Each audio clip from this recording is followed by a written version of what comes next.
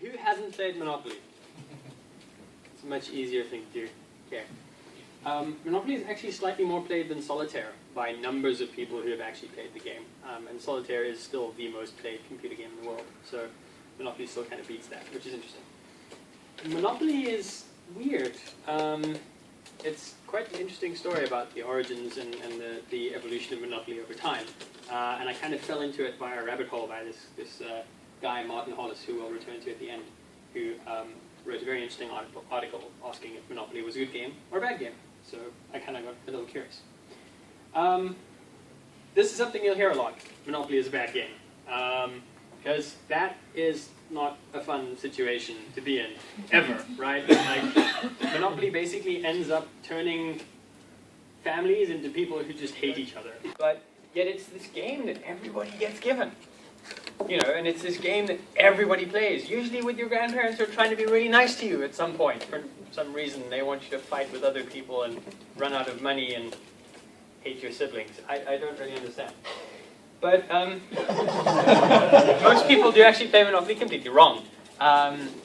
There's a rule where if you land on a square and you either don't want to buy it or you can't buy it, you auction it off. So other people are able to buy the thing you land on. That makes the game like spin up much quicker, and also adds a social element to the game that kind of saves it in a lot of interesting ways. But for some reason, in like the last, I would say about 30 years, this element has like decreased. Mostly because that's when the game is taught, that rule is omitted when the game is taught to children. And that's when most of us learn to play Monopoly. We're taught as children, and that's kind of the version that you play. And you don't really play it much later on because it's this not really fun game. You don't want to carry on playing it. And it's not fun because you don't have the social elements.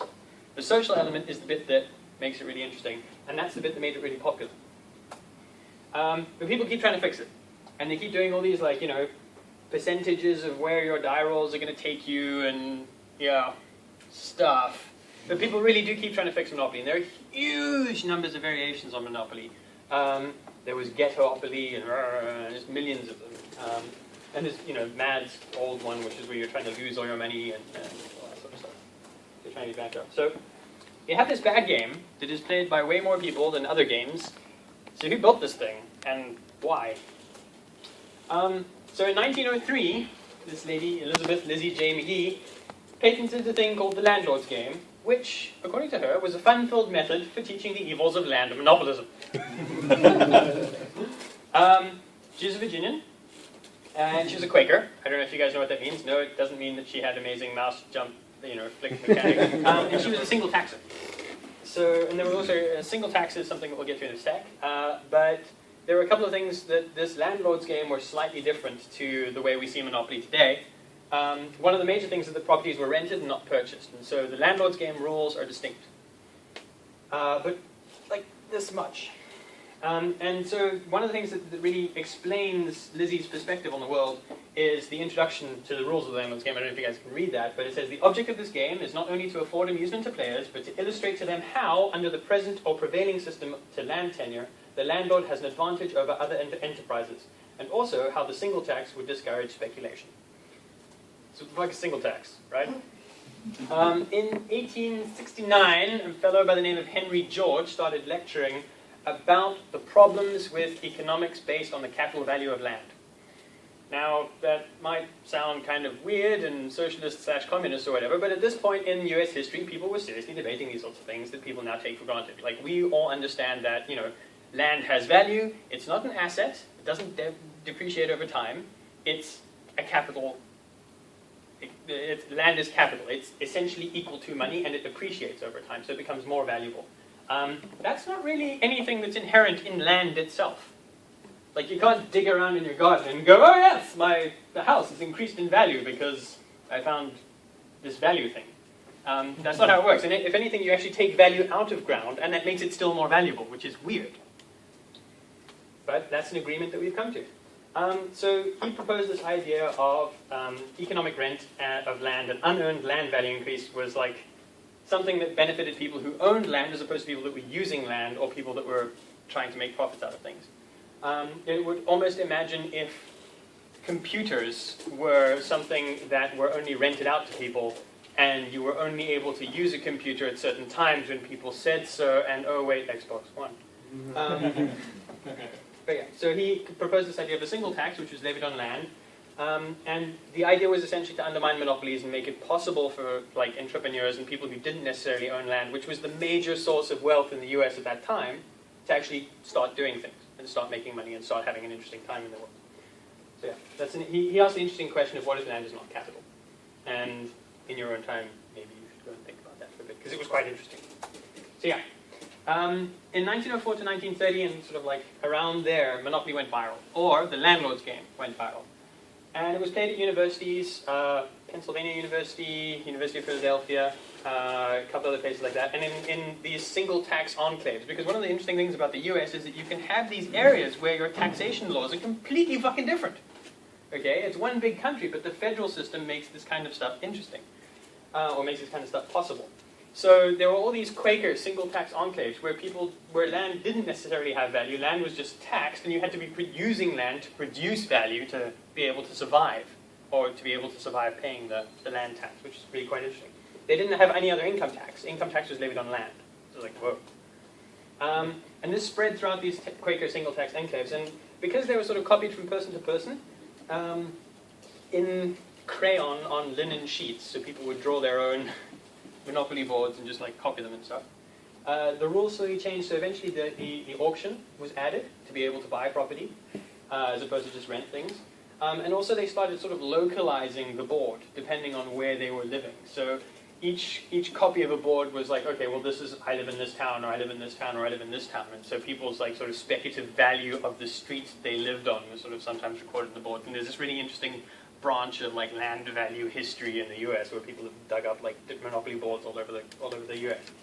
And eventually the name changed. First it became Auction Monopoly, and then the auction fell away, and it just became Monopoly, much like the Monopoly we play today.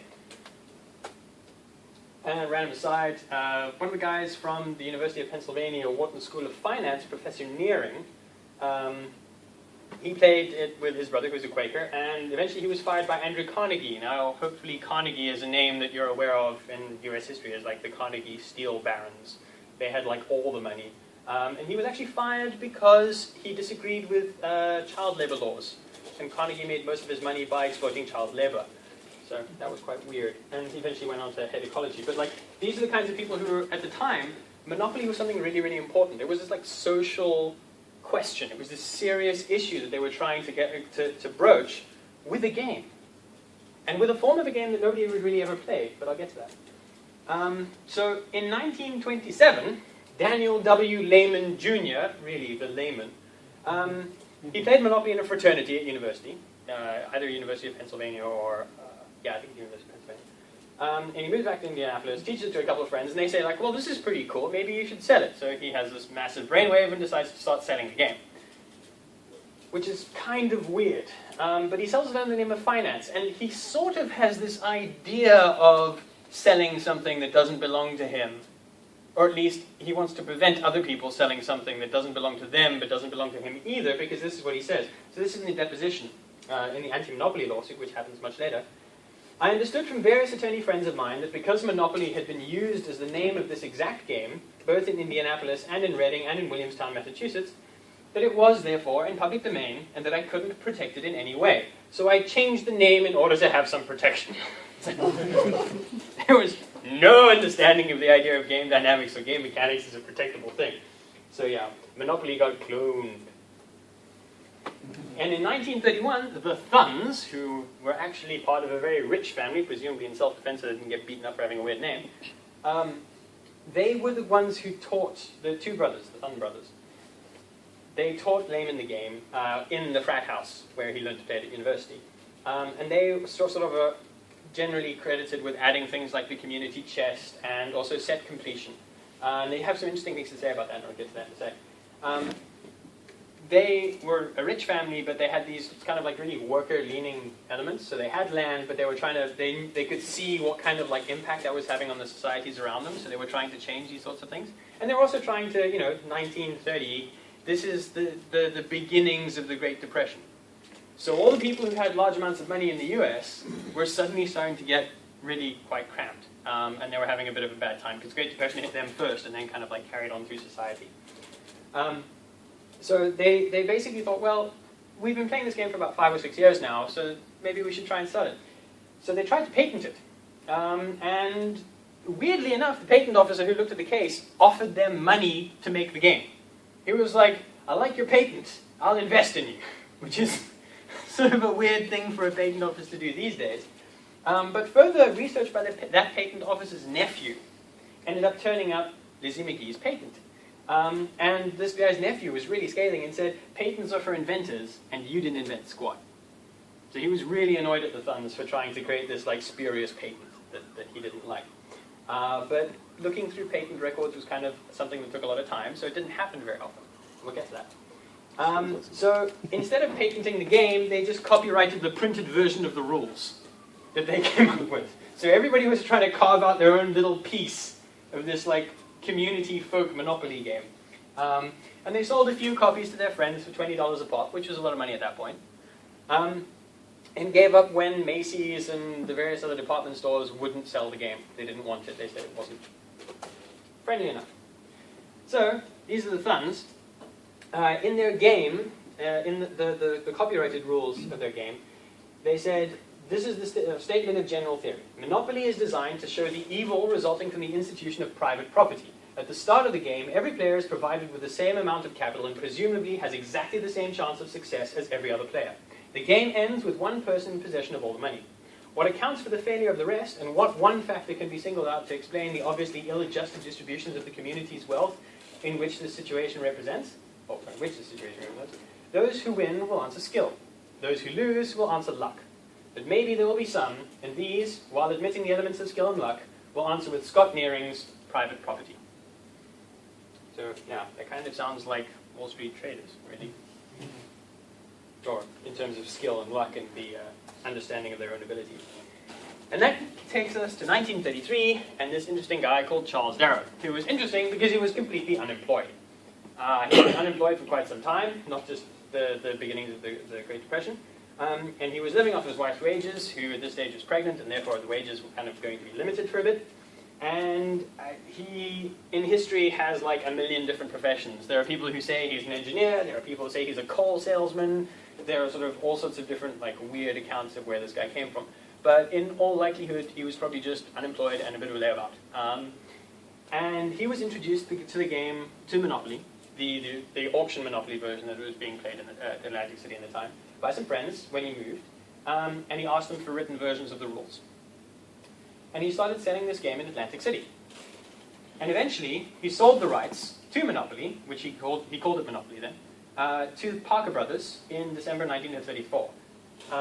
And the Parker Brothers were a games company, or a games printing and production company, that did a lot of playing card games. They did a lot of things like Whist, and eventually they would do Rummikub and things like that. But they didn't do a lot of like, they didn't do board games at the time, because there was really no concept of the idea of a board game. There were parlor games that you played with cards, and there was things like ping pong and mahjong and dominoes and stuff like that. And like Parker Brothers popularized mahjong, and they popularized ping pong, and they popularized quite a few other things. But in the 1930s, Parker Brothers was going down. They were getting some really bad investments, and they were having a very bad time. So the Depression was hitting them pretty hard, because again, it was run by people who had a large amount of land and had a large amount of money. And so in the U.S. situation at that time, this was like the height of inequality in the U.S. that was only overtaken kind of like, what, 3 years ago, I think, in how the U.S. economy stands. So, and this Charles Darrow guy is widely hailed as the inventor of Monopoly. And we'll get to why that happens in a sec. So, part of the fact that people were copying the game, and one of the things that shows us how Charles Darrow didn't actually invent Monopoly, is this Marvin Gardens thing. Because there's actually so Monopoly is set in Atlantic City in the US. It's like most of the boards are actually played in Atlantic City. So they sort of have Atlantic City street names and area names and stuff like that. Like we have here, they're all named after like certain areas in South Africa and stuff like that. So this guy whose board he copied, Charles Todd, had incorrectly copied Marvin Gardens as Marvin Gardens, And that era has like plagued that place since Monopoly itself actually started coming out. The printed versions of the board game just have all these, or had this spelling error, and it's become like, there's movies about Marvin Gardens, the place doesn't exist. And there's like books set in Marvin Gardens. It's really, really strange how it created all these problems. Like, it was an issue for like map curators and stuff. Everybody was trying to figure out, because there was the Monopoly tour, so people were trying to go around and, it was really, really, really strange. The city council for Atlantic County, which is where Marvin Gardens is, actually tried to prank the US by renaming Marvin Gardens to Marvin Gardens for a bit, just to get people to pay attention to the fact that it was an E, not an I.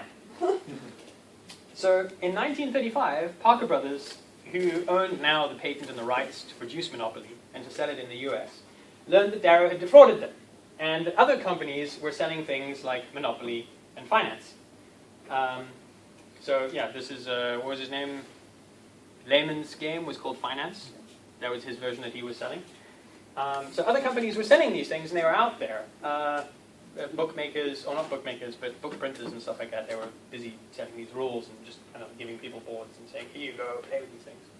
And they were selling, a few thousand copies a year, something like that. And they had had a really good time of it. For some reason, they had hit on this like amazing time to be selling Monopoly. They had sold over 200,000 copies themselves. And before that point, they were like bankrupt.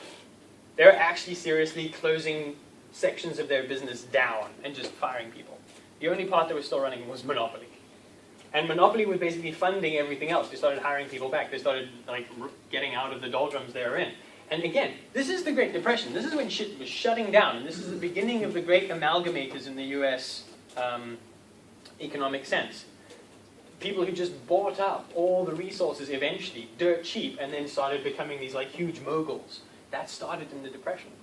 And it was companies like this that were going bankrupt that had to sell off all their resources, and people were just picking up dirt cheap if they had enough money to survive the Depression. And loads of people didn't.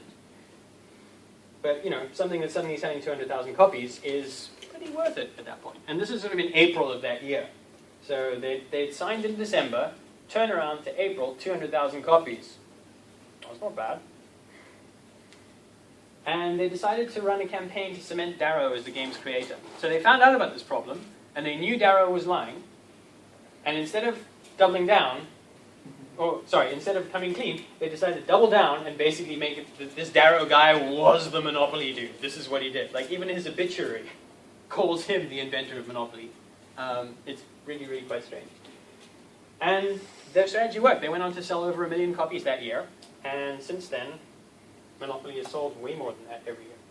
So the first thing they did was they found out about this Lizzie McGee, and they found out about the Landlord's Game, because people were telling them, no, there's this Landlord's Game thing. And they offered to buy the rights for a Landlord's Game from her for $500. And they promised to print copies of it. And she was quite happy because Parker Brothers were these people that like owned Ping Pong and Mahjong and all these other cool games that people had, and they didn't necessarily pay that much of. But she was like, oh, well, they'll be printing this thing. And she was glad that people were going to be exposed to the Landlord's Game for the socio-political message she was trying to get across. And I'm trying to remember the guy's name who was running Parker Brothers at the time. I think it's Barron's? So this Barron's guy thing, yeah. He basically exploited this and sort of went, oh, okay, so I'm going to say that we're buying the rights for the Landlord's Game, so we'll print a few of those. So they printed a few hundred copies of the game. They didn't really sell it. They sold it in like 2 or 3 places. But so there's a warehouse with like loads of Landlord's Game in it. And if you find a copy these days, it's usually unopened. And he saw that she was trying to get across a social message. So he asked her if she would sign off any rule changes, and she said no. So suddenly, Monopoly was in the free and clear, because she was essentially renouncing all rights or renouncing all claim to the seed idea of Monopoly, the Landlord's Game, and he didn't have to pay her royalties. Because she wasn't going, no, Monopoly is also mine. The message here is good enough, the message is coming across, I'm going to, I would like royalties from this. So absolutely no royalties. $500 for something like that is kind of a bit of a steal. He actually called her a rabid single tax evangelist in his negotiations later on when he was talking in court, he explained a lot of this sort of stuff. And this was literally just this protective legal action that was geared towards allowing them to continue selling Monopoly. And they sort of continued along this spree. They moved to buy the rights to finance from David Lehman, or Daniel Lehman, sorry. Except Lehman was bankrupt, and he had sold the game to this guy called David Knapp, who made a couple of other small games and printed them also on canvas boards and was selling them to people in a couple of locations. And part of the 10,000 deal, so this is a way, way, way more expensive one, but also no royalties involved. So it's a more expensive deal, $10,000, but part of it included Knapp not telling anyone. The original NDA. Yep. And not telling anyone the history of the landlord's game and finance and Monopoly, because he knew where all three of them came from, because obviously Lehman had told him. So he understood what was going on. And 1936 basically involved the Parker brothers rapidly protecting the rights that they had bought and sort of, fraudulently become available to them. So they sued this dude from Texas called Rudy Copeland, because he built a game called Inflation, which had a couple of core rule differences from Monopoly, but people can't seem to agree what they are, because reasons.